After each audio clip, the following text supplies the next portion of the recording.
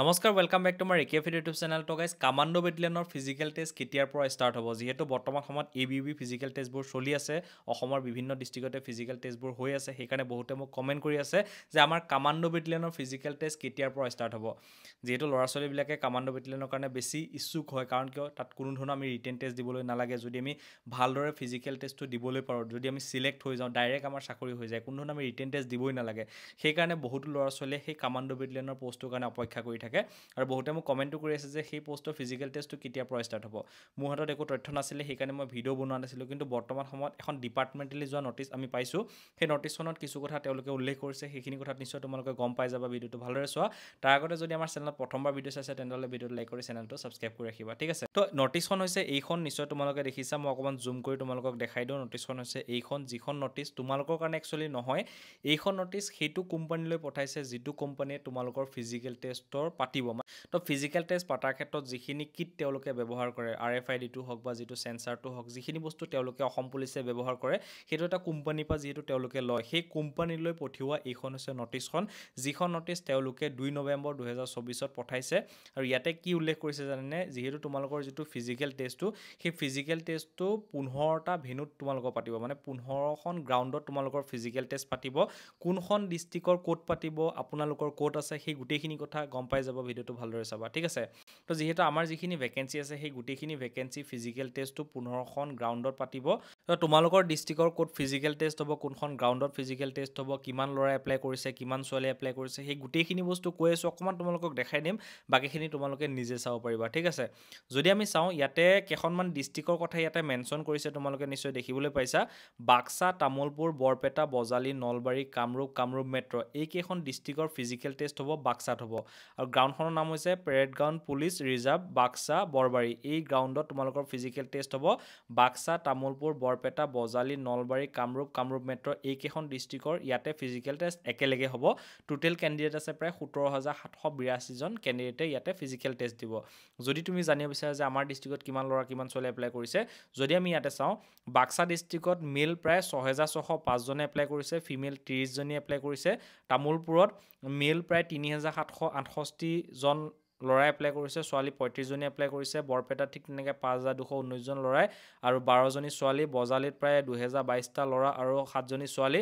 নলবাৰীত ল'ৰা এটা এপ্লাই কৰা নাই ছোৱালী 9 জনী এপ্লাই কৰিছে তো ইয়াতে এইকেইটা ডাটা তেওঁলোকে দেখুওৱা নাই চাগে তাৰপিছতে যিহেতু আমাৰ বঙাইগাঁও ডিষ্ট্ৰিক্টতে বাকী ইয়াতে বঙাইগাঁও চিৰাং আৰু গোৱালপাৰা ডিষ্ট্ৰিক্টৰ ফিজিকেল টেষ্ট হ'ব বঙাইগাঁৱত যিটো 8 APBN গ্ৰাউণ্ড আছে সেই গ্ৰাউণ্ডত তোমালোকৰ ফিজিকেল টেষ্ট হ'ব তাৰপিছত কাছাৰ কৰিমগঞ্জ হাইলাকান্দি ডিমা হাছাও এইকেইখন ডিষ্ট্ৰিক্টৰ ফিজিকেল টেষ্ট হ'ব কাছাৰত যিটো শিলচৰ যিখন গ্ৰাউণ্ড আছে সেই গ্ৰাউণ্ডখনত তোমালোকৰ হ'ব police parade ground Silchar Cachar এই গ্ৰাউণ্ডত তোমালোকৰ ফিজিকেল টেষ্ট হ'ব কাছাৰ কৰিমগঞ্জ হাইলাকান্দি ডিমা হাছাও এইকেইখন ডিষ্ট্ৰিক্টৰ তাৰপিছত ধুবুৰী আৰু চাউথ চলমাৰা ফিজিকেল টেষ্ট হ'ব ধুবুৰীতে হ'ব 20 APBNত তোমালোকৰ ফিজিকেল টেষ্ট হ'ব ডিব্ৰুগড় তিনিচুকীয়া শিৱসাগৰ চৰাইদেউ ফিজিকেল টেষ্ট হ'ব তোমালোকৰ 19 APBNত তোমালোকৰ হ'ব ডিব্ৰুগড়তে তোমালোকৰ ফিজিকেল টেষ্ট হ'ব তাৰপিছতে যিখন গোলাঘাট যোৰহাট কাৰ্বি আংলং ৱেষ্ট কাৰ্বি আংলং হোজাই এইকেইখন ডিষ্ট্ৰিক্টৰ ফিজিকেল টেষ্ট একেলগে হ'ব গোলাঘাটত হ'ব আৰু এইখন হৈছে তোমালোকৰ গ্ৰাউণ্ডখন গোলাঘাটৰ যিখন গ্ৰাউণ্ড হয় সেই গ্ৰাউণ্ডত তোমালোকৰ ফিজিকেল টেষ্ট হ'ব তাৰপিছত কোকৰাঝাৰ ডিষ্ট্ৰিক্টৰ এখন গ্ৰাউণ্ডতে হ'ব কোকৰাঝাৰতে হ'ব আৰু গ্ৰাউণ্ডখন হৈছে এইখন তোমালোকে নিশ্চয় দেখিবলৈ পাইছা playground field of police reserve Kokrajhar এই গ্ৰাউণ্ডত তোমালোকৰ ফিজিকেল টেষ্ট হ'ব কোকৰাঝাৰ লখিমপুৰ ধেমাজি আৰু মাজুলী ডিষ্ট্ৰিক্টৰ ফিজিকেল টেষ্ট একেলগে হ'ব 13 APBNত তোমালোকৰ ফিজিকেল টেষ্ট হ'ব লখিমপুৰত শোণিতপুৰ বিশ্বনাথ নগাঁও মৰিগাঁও এইকেইখন ডিষ্ট্ৰিক্টৰ ফিজিকেল টেষ্ট হ'ব 12 APBN পেৰেড গ্ৰাউণ্ড জামুগুৰিহাট মানে শোণিতপুৰত হ'ব তোমালোকৰ ফিজিকেল টেষ্ট মানে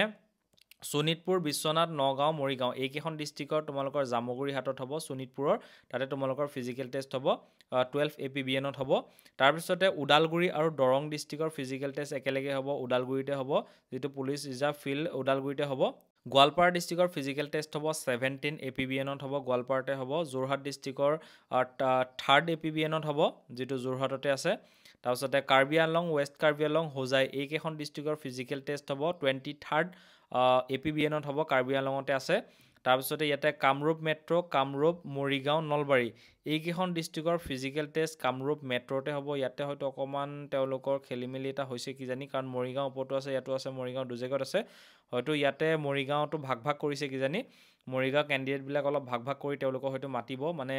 শোণিতপুৰতো হ'ব আৰু ইয়াতে কামৰূপ মেট্ৰ'টো তেওঁলোকৰ নিশ্চয় হ'ব চাগে, যিহেতু ইয়াতে দুই জেগাতে দেখাইছে ন, সেইকাৰণে এনেকুৱা হ'ব পাৰে। আৰু 4th APBNত আছে কাহিলীপাৰাত। তাৰপিছত ইয়াতে শিৱসাগৰ চৰাইদেউ ডিষ্ট্ৰিক্টৰ ফিজিকেল টেষ্টটো আছে তোমালোকৰ 1st APBNত আছে শিৱসাগৰতে। তো এনেকৈ তোমালোকৰ ফিজিকেল টেষ্ট হ'ব। টোটেল ল'ৰা সংখ্যা হৈছে প্ৰায় 1,58,260 জন ল'ৰাই এপ্লাই কৰিছে, আৰু ছোৱালীৰ সংখ্যা যদি চাওঁ ইয়াতে প্ৰায় 800 জনী ছোৱালীয়ে ইয়াতে কামাণ্ডো বেটেলিয়নৰ বাবে এপ্লাই কৰিছে। টোটেল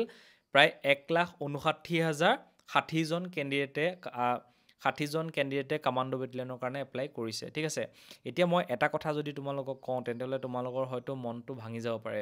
কাৰণ কিয় যিটো কামাণ্ডো বেটেলিয়নৰ যিটো ভেকেঞ্চি আহিছে সেই ভেকেঞ্চিটো বহুত কম ভেকেঞ্চি আহিছে। যদিহে তোমালোকে ফিজিকেল টেষ্টৰ কাৰণে বহুত বেছি ভালকৈ প্ৰেক্টিচ নকৰা তেন্তেহ'লে ইয়াতে চাকৰি পোৱাটো বহুত বেছি মুস্কিল আছে। পাছ কৰিলেও চাকৰি পোৱাটো বহুত বেছি কঠিন আছে, কাৰণ কিয় ইয়াতে পষ্টৰ সংখ্যা বহুত কম আৰু কেণ্ডিডেটৰ সংখ্যা বহুত বেছি, সেইকাৰণে তোমালোকৰ চাকৰি পোৱা চান্সটো বহুত বেছি কম আছে। যদিহে তোমালোকে ফিজিকেল টেষ্ট দিবলৈ যাম বুলি ভাবিছা তেন্তেহ'লে বহুত বেছি ভালকৈ তোমালোকে প্ৰেক্টিচ কৰিব লাগিব, তেতিয়াহে তোমালোকে ইয়াতে যাব পাৰিবা। আৰু এটা কথা মনত ৰাখিবা, যিহেতু ইয়াতে হাইটৰ ৰিকোৱাৰ্ডটো আছে, তাৰ লগতে চেষ্টৰ ৰিকোৱাৰ্ডটো আছে, ওজনৰ ৰিকোৱাৰ্ডটো আছে, চ' এই গোটেইখিনি বস্তু আমি একেলগে মিলাই পেলাই প্ৰেক্টিচ কৰিব লাগিব, তেতিয়াহে তোমালোকে কামাণ্ডো বেটেলিয়নৰ বাবে চিলেক্ট হ'ব পাৰিবা। ঠিক আছে, তো মই আশা কৰোঁ তোমালোকে কামাণ্ডো বেটেলিয়নৰ বিষয়ে সকলোখিনি গম পাই গ'লা। আৰু তোমালোকৰ যিটো ফিজিকেল টেষ্ট তেওঁলোকে ডেট যিহেতু এতিয়ালৈকে মেনশ্যন কৰা নাই, যেতিয়া আমাৰ যিকোনো ফিজিকেল টেষ্ট হ'বলৈ ধৰে তাৰ